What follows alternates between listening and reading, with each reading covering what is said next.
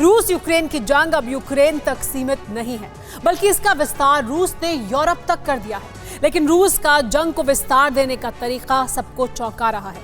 रूस ने अपने घातक हथियार यूरोप के आसमान पर लहराए, नाटो को चुनौती दी और यूरोपियन देश खौफ से सहम गए। खौफ है न्यूक्लियर अटैक का, इसलिए बड़े पैमाने पर न्यूक्लियर अटैक से बचाव की तैयारी शुरू हो गई है। तो क्या पुतिन ने वाकई न्यूक्लियर अटैक का मन बना लिया है? क्या नाटो को चुनौती देने के पीछे रूस का कोई प्लान है? आखिर दुनिया में दहशत फैलाने के मौजूदा कारण क्या है? देखिए एक्सक्लूसिव रिपोर्ट 7 अक्टूबर world nuclear fair. Russian fighter planes, दुनिया में इनकी क्षमता का अपना एक रुतबा है।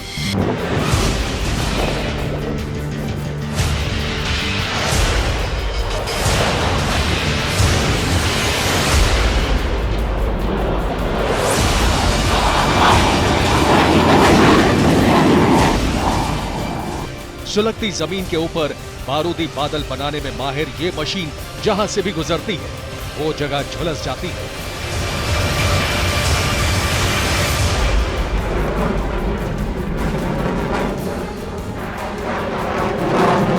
इन किलिंग मशीन्स की परछाई जिस पर भी पड़ती है उसका बचना नामुमकिन हो जाता है।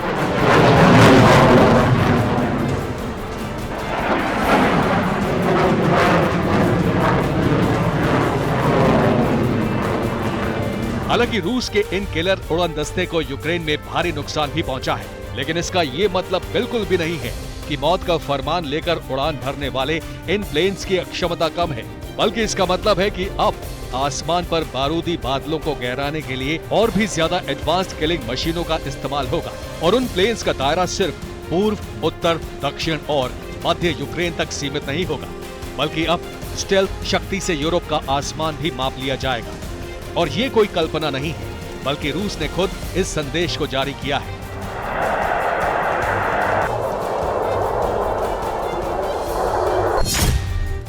पांच अक्टूबर 2022 रूस की ईयू पर स्ट्राइक।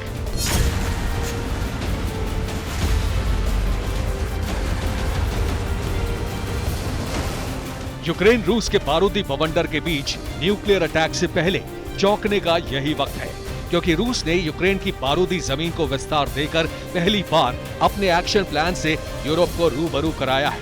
और इसकी पुष्टि इटली की वायुसेना ने की है।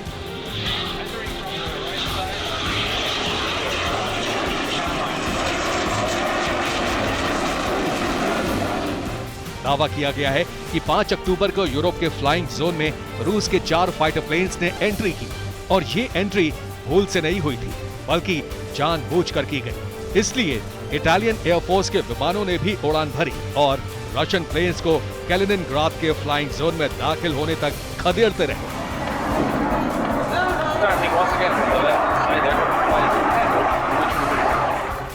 थिंक टैंक्स का अनुमान है कि रशियन फाइटर जेट्स नेटो को चुनौती देने के लिए ही यूरोप के फ्लाइंग जोन में दाखिल हुए थे, लेकिन जंग के बीच इटली की मजबूत पुलिसिंग के कारण वो मकसद में पूरी तरह कामयाब नहीं हो सके। दावा यह भी है कि रशियन जेट्स के पायलट इटली के यूरो फाइटर प्लेन की क्षमता से डर गए थे। हालांकि रूस की तरफ से कोई जवाब तो जारी नहीं हुआ, लेकिन मुमकिन है कि रशियन प्लेन्स की उड़ान उकसावे की कार्रवाई के तहत हुई हो। यानी रूस खुद चाहता है कि इस जंग में यूरोप और नेटो मददगार बनकर नहीं, बल्कि सीधे जंग लड़ने उतरे। हालांकि इस वक्त जंग में हालात इस हद तक बदलने पर संदेह है, लेकिन भविष्य में ऐसा हो सकता है। अगर रूस के बारूदी बवंडर का दायरा यूक्रेन तक सीमित रहता है तो मुमकिन है कि विनाश की जमीन के नीचे उबल रहे ज्वालामुखी के लावे को हटने में वक्त लगे। लेकिन रूस का बारूदी दायरा यूरोप तक बढ़ता है और नेटो को वो उकसाता है, तो फिर वहां विनाशकारी ज्वालामुखी के फटने में जरा भी वक्त नहीं लगेगा।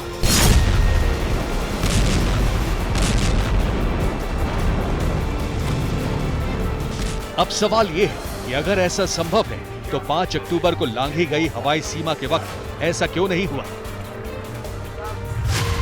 जवाब है उकसाने के लिए चुना गया घुसपैठ का flying zone. Russian fighter jets की उड़ान बाल्टिक सी के उस रीजन में दर्ज की गई है जहां पोलैंड, स्वीडन और रूस के अंग कैलिनिनग्राद की सीमा एक होती है। इसलिए नेटो के मेंबर पोलैंड में तैनात इटालियन फाइटर जेट्स ने उन्हें खदेड़ने के लिए उड़ान भरी और कैलिनिनग्राद की सीमा तक खदेड़कर वापस लौटा है। लेकिन सवाल ये है कि आखिर जंग के 7 महीने 13 दिन बीतने के बाद ही रूस ने ऐसा क्यों किया?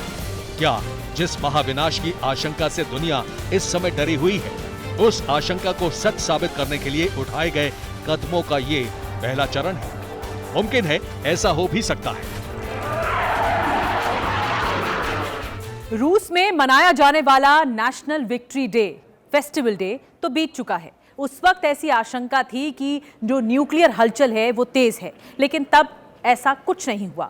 अब हालात बहुत उलट है। अब रूस और रूसी गवर्नमेंट लगातार इस तरह की हलचल तेज कर रही है। एक बार फिर से रूस में वो खास दिन आने वाला है और इस खास दिन से पहले न सिर्फ न्यूक्लियर हलचल तेज है, बल्कि यूरोप में भी घुसपैठ तेज होती जा रही है।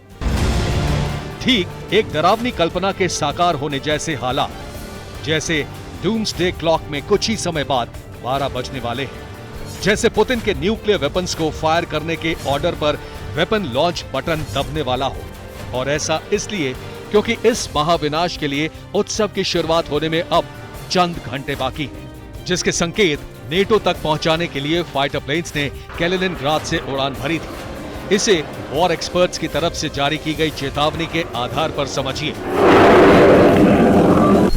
प्रेसिडेंट पुतिन 7 अक्टूबर को अपना 70वां जन्मदिन मनाने वाले हैं और एक्सपर्ट्स का मानना है कि अपने 70वें जन्मदिन पर पुतिन न्यूक्लियर वेपन के इस्तेमाल की इजाजत दे सकते हैं। यानी 7 अक्टूबर को यूक्रेन पर जीत के लिए रूस माइक्रो न्यूक्लियर वेपन्स दाग सकता है। और रूस के फाइटर प्लेन्स ने यूरोप के फ्लाइंग जोन से जवाबी एक्शन से निपटने की तैयारी के तहत ही रेकी की है।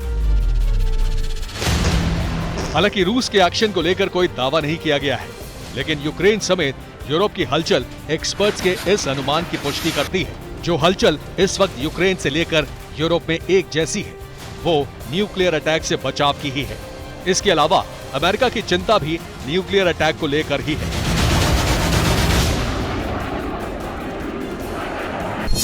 कीव में न्यूक्लियर आशंका के कारण पोटेशियम आयोडीन की गोलियां बांटी जा रही है। ठीक ऐसी ही कार्रवाई यूरोपियन देशों में भी हो रही है। यूक्रेन से लगे यूरोपियन देशों में भी एंटी रेडिएशन दवा बांटी जा रही है। इधर अमेरिका ने भी पोटेशियम आयोडीन पिल्स की खरीद के ऑर्डर जारी कर दिए हैं। इस एंटी रेडिएशन दवा के लिए अमेरिका ने $290 मिलियन का बजट भी जारी कर दिया।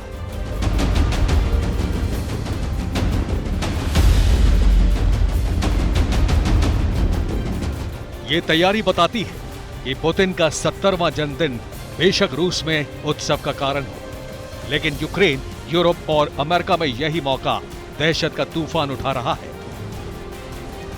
एंटी रेडिएशन दवा बांटने का मकसद क्या है? मकसद एक ही है, आशंकाओं के मंडराते काले बादलों के बीच अपनी तैयारी को नई धार देना, ताकि रूस के असर को बेअसर किया जा सके। अब सवाल यह है कि आशंका का आधार क्या है? आधार है 70 साल पुरानी वो दुश्मनी जो कि पुतिन, अमेरिका और यूरोपियन देशों से पाले हुए हैं, ताकि यूक्रेन पर कब्जा जमाया जा सके।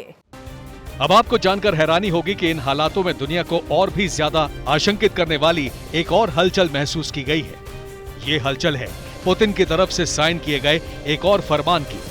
फरमान ये है कि हर हाल में रूस की ताकत का एहसास कराया जाए और अमेरिका, नेटो कंट्रीज समेत पूरे यूरोप को खुली चुनौती दी जाए, जिस पर अमल भी शुरू हो चुका है। आदेश यह है कि ज़ैपोरिज़िया के न्यूक्लियर पावर प्लांट को तुरंत कंट्रोल में लिया जाए।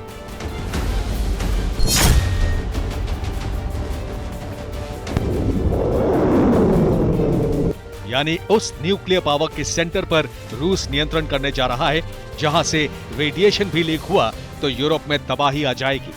जाहिर है यूरोप में बन रही एंटी रेडिएशन पिल्स के पीछे एक कारण यह भी हो सकता है, लेकिन इस वक्त आशंका पुतिन के जन्मदिन पर होने वाले बड़े धमाके की है, जिसका जवाब देने में यूरोप कुछ हद तक सक्षम है।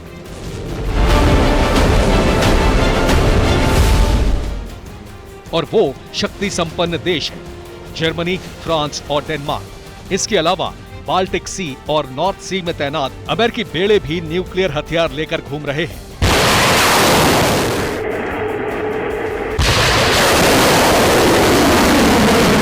अब अगर पुतिन के 70वें जन्मदिन के मौके पर धमाका हुआ तो हाहाकार मचना तय है, लेकिन हो सकता है कि इससे पहले तैयारी का एक नया दौर दिखे।